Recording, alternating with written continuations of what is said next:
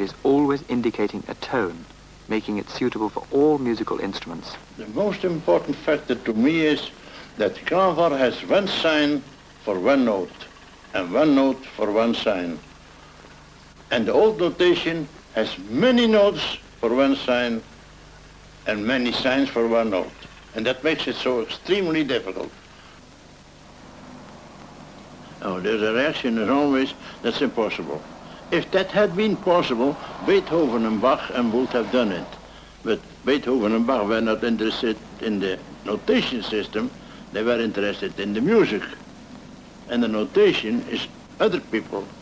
That's my work. And that's a combination of the techniques and music lover. You must be a music lover. Klavar started, that was about 1932. We started with Klavar. And in the wrong way in the beginning, we had an idea that the officials, the official musicians would take it with both hands, but it was not true. They sent everything back to us. And we saw that the only way was correspondence lessons. And we gave correspondence lessons, and that was an enormous success. Pot was bitterly disappointed with the attitudes of professional musicians. In a suburb of Rotterdam, overshadowed by the huge dynamo factory where he once worked as technical director, he set up his own institute. Today, his system is taught in the state schools of Holland, and more than a third of all music students play Klavar. At the institute, music is transcribed and printed, and over 5,000 correspondence lessons are dispatched each week throughout Europe.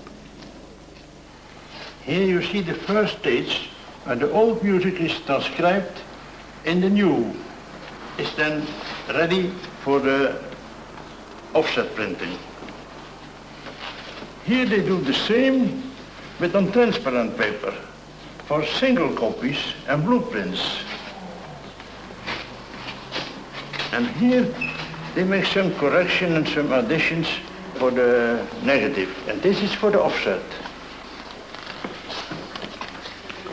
Here they are correcting. The music is already written, but they are correcting the words and the signs. And here is the stage where the notes are put in. You see that we use specially prepared compasses here. That's quicker than with stamps.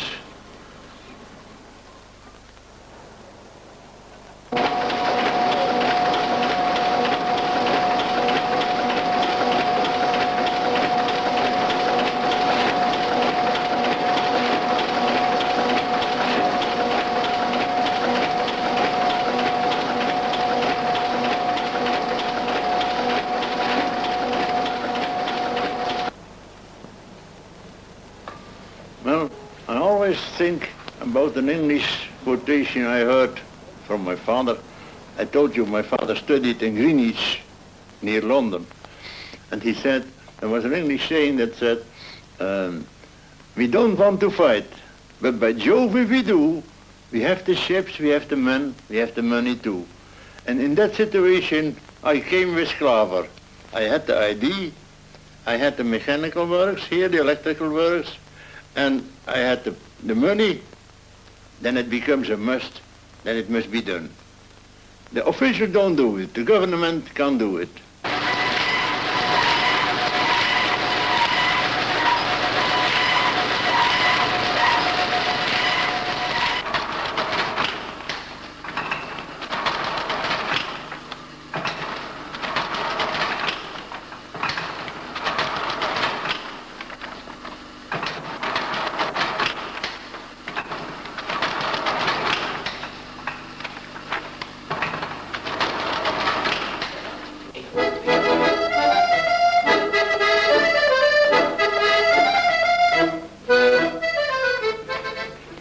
As a man who had pleasure in to bring the music to the people, to bring music to the children, as you heard it yesterday, that is nice.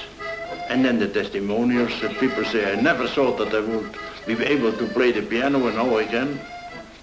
And my friends who always advised me not to do it, they are now astonished and they are amazed. And I play far better than they do.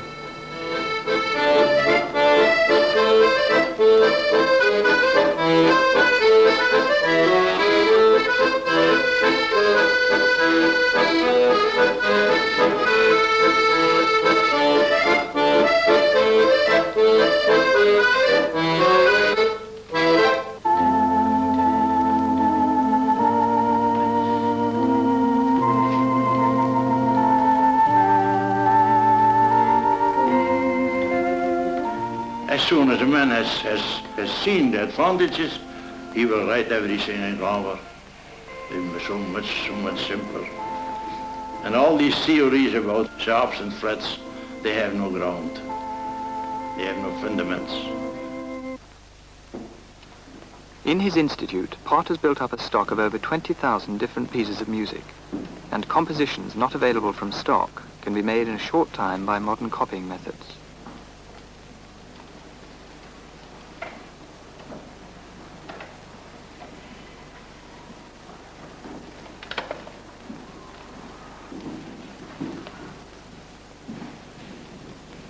So, an enormous range of music has already been transcribed from the old notation, from complete works of composers like Bach and Beethoven to novelty children's postcards. Attempts to revise the notation system have been made in the past, and at his institute, Pott keeps a collection of more than 30 systems, devised and printed, all as a challenge to the conventional notation. Here are the different attempts in the course of time that has been made to improve the music notations. Here you see figures, there they have colors, and there they have the pianola roll. But they have their faults, and they have too much connection with the old system. It is not radical enough, just as Klaver is. Klaver is radical and has not one of all these faults, and that is the simplicity itself. In 1935, he constructed his music notation machine, which demonstrated the logic of Klaver. Composers came to the institute and were able to play their improvisations, which could be read instantly. I made the machine because it was possible. The simplicity of the system made it possible to make a machine for this writing, because sharps and flats cannot be calculated in the machine. And here you see a ribbon with the stave lines on, and this ribbon is pulled through with a certain speed and constant speed, and here underneath there are magnets and stamps, and as you touch here a key, you get a stamp there, and that has the result that you see here the sound in this direction and the timing, the measure in that direction.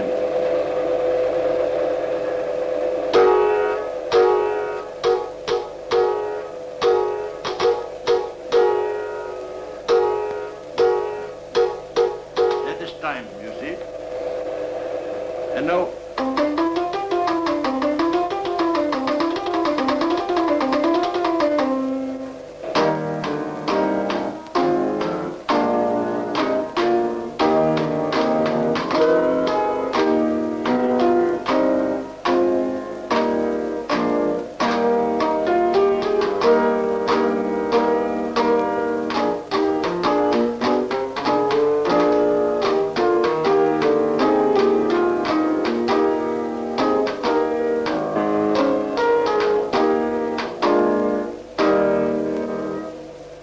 and even, and that's what I thought this morning, Klavarskribo makes it possible.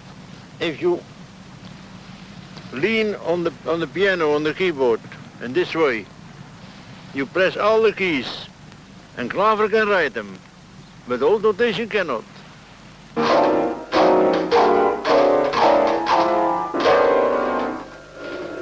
This will take Beethoven 6 weeks, if it was possible to write it in the old notation. In the Klaver notation, it is a question of only 1 second, and you write everything. You have seen on the machine all the row of open notes and the row of closed notes. And if you lean on is that the right word? You lean on the keyboard, all the keys are pressed down. And that's the reason that Klaver can write everything and the old notation cannot. They can only with sharps and flats, and that was so complicated. And the complication makes them believe that it is something valuable, but it has nothing to do. Complication isn't always valuable. I've never seen a man who could argue about the qualities of the old notation. They all say, yes, you must go to another man to hear. Not me, I don't know, but he knows. And you go to him and he says, I don't know, but the other man knows. And nobody knows the quality, what is the reason of existence of sharps and flats, they don't know. It is a very old custom to use sharps and flats where they have no real significance. And that's very, very poor, very miserable argument. But the question that I put myself is this: if I was alone on the world, would I have done it too? And I say yes. I like to make an improvement. Simply making an improvement. For myself alone. Anything that you can improve, you must do.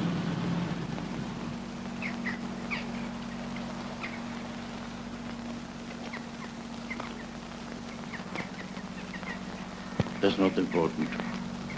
I don't care for that. They will remember the name Klavarskribo.